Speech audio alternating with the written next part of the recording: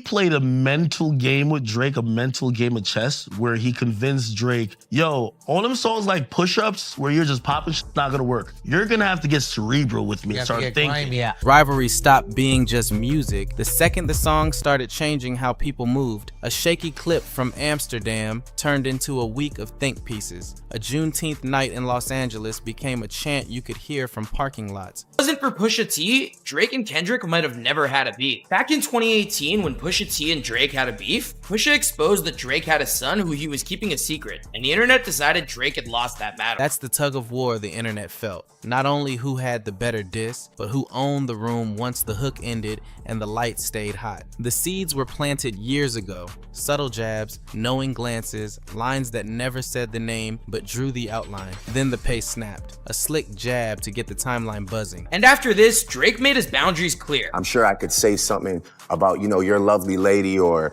a child or a family member, and you're just gonna wanna not really rap anymore. But having learned his lesson from the Pusha T beef, Drake decided to not let Kendrick get the best of him and name dropped his fiance on his song Push-Ups. I be with some bodyguards like Whitney, top say drop your little midget ass, better fucking. And then each of them went back and forth with one more diss track, but then Drake decided to unload the clip and this whole beef became about dirt about each other's family lives. Why you never hold your son and tell him say cheese? We could've left the kids out of this, don't blame me. An AI legend stunt that flared and vanished. Precision replies that made people rewind. And a record that didn't just win around, it started behaving like a civic anthem. Every gym, car ride, and late night set seemed to bend toward the same beat. What made it different wasn't volume, but control. One side chased explanations, the other trusted execution. While headlines drifted toward lawsuits and emails with weaponized subject lines, the culture kept doing what it always does, testing records in real life. Do strangers shout the same line at the same time? Do crowds finish verses before the artist does? If the answer is yes, arguments online start to sound like static. That's why this chapter matters. It's not simply who won a back and forth. It's how the rules shifted while we watched. Can rap still settle scores with craft, or do courtrooms and PR cycles set the new boundaries? And when the dust tries to settle, which moments keep breathing without help? I wonder if he had this song in the tuck the whole time.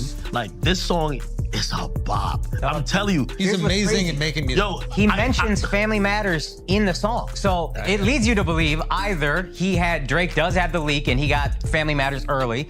So when the seal finally broke, light sparring wasn't an option. The opening had to sound like proof. Not PR smoke, not coy subs, but records with weight, angles, owls, and breath control you can feel. Only then could the audience decide what it really values in a fight, the catchy punch, or the argument that keeps winning when the volume drops. And once the door opened, the timeline turned from tension into a blueprint. Here's the map that turned pressure into a calendar. First, a ranking bar lights the fuse. No shared thrones, no safe middle. The response is immediate and glossy, a jab designed to travel fast and live in people's mouths. Then a stunt that plays with an AI legend spikes attention and vanishes, reminding everyone that even controversy has a timer. The reply shifts the tone completely, layered, patient writing that asks listeners to slow down and decode. Momentum stops being about volume and starts being about gravity. What follows is a clinic in escalation design. A precision diss arrives with surgical calm, stacking angles instead of shouting them. The counter swings wider, tugging at personal threads to move the fight from the studio into the living room. For a moment, it looks like the noise will swallow the music, until one record detonates past the discourse. It's part indictment, part celebration, and somehow ridiculously replayable. People don't just post it, they build rituals around it. Pre-game, gym, late night drives, entire crowds treating the hook like a civic duty. The reason this sequence stuck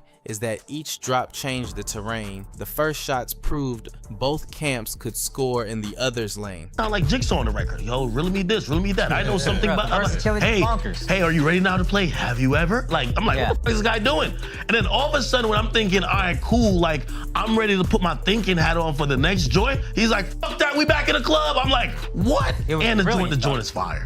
What happens when a record outgrows the booth? It finds a postcode. One night on the West Coast, the chant stopped feeling like a hook and started sounding like a census. The crowd didn't just sing, they declared, turning a feud into a roll call that stretched from the bleachers to the sidewalks outside. You could feel the shift in real time. This wasn't about clever lines anymore. It was about belonging. The song had a home, and the home answered back. Repetition became strategy. Running the same anthem again and again wasn't overkill, it was branding. Each pass tightened the phrasing, synced the chants, and taught the audience exactly where to land on the beat. By the third run, you could close your eyes and still see the moment. Palms up, heads nodding in unison, a city practicing the same sentence until it felt permanent. Guests and cosigns amplified the signal, but the most powerful endorsement came from the crowd itself. Clever but toothless. The unintended effect would be a culture that sounds polished, yet somehow anemic. To be fair, nobody wants a free-for-all where anything goes and people's families get dragged for sport. The line matters, but history shows the cleanest wins don't need bailiffs. They need records. When a song lands like a verdict, even the most dramatic press release feels like a footnote. Fans sensed that and voted with behavior. The moment the legal storyline tried to become the headline, crowds pulled the camera back to the stage. You could feel the priorities reorder in real time. Music first, everything else if there's time. It wasn't denial, it was triage. Keep the heart beating, the performance, the catalog, the anthem that refuses to die, and let the paperwork sort itself out in the background. That's why, in the middle of documents and commentary, a different kind of evidence started carrying the day. How each artist looked under lights. Body language, pacing, the patience to hold silence, the confidence to say one line and walk away. Workout staples, pre-game rituals, the song a DJ trusts when the dance floor needs a jolt. That's where this feud quietly decided itself. One side kept supplying usable music that survived the calendar. The other kept supplying commentary about the moment. Commentary can win sympathy. Habits win years. The rule that emerged is simple. The culture doesn't crown you for the sharpest paragraph. It crowns you for the chorus that strangers finish in sync. Lawsuits, interviews, think pieces, none of them beat a hook that still detonates on a Tuesday in March. And while controversy made the story trend, consistency made it stick. Tour footage kept refreshing belief. Local crowds kept proving the same point without being asked. In the long view, that's how reputations harden. If you're scoring at home, don't just count bars landed or headlines earned. Count carryover. Streams tomorrow, tickets next month, the way a city sounds when the beat drops. That's the currency legacy understands. When the noise fades, only the work that people live with remains. On stage, composure beat commentary. On tour, repetition became infrastructure, and in the rear view, spectacle faded while legacy kept its pace. That's why this era will be remembered less for viral paragraphs and more for the anthem people kept choosing on ordinary days. The crown didn't come from the loudest take, it came from the chorus thousands finished in sync without being asked. If there's a lesson for any artist watching, it's this: talk less, prove more. Make songs the world can live with, not just argue about. Now I want to hear from you. Which moment flipped the story for you? The first clean diss, the Juneteenth roll call, the Amsterdam clip, or the stadium run? Drop your take below. And if you made it this far, tap like, hit subscribe, and ring the bell so you never miss the next deep dive into the culture's biggest turning points.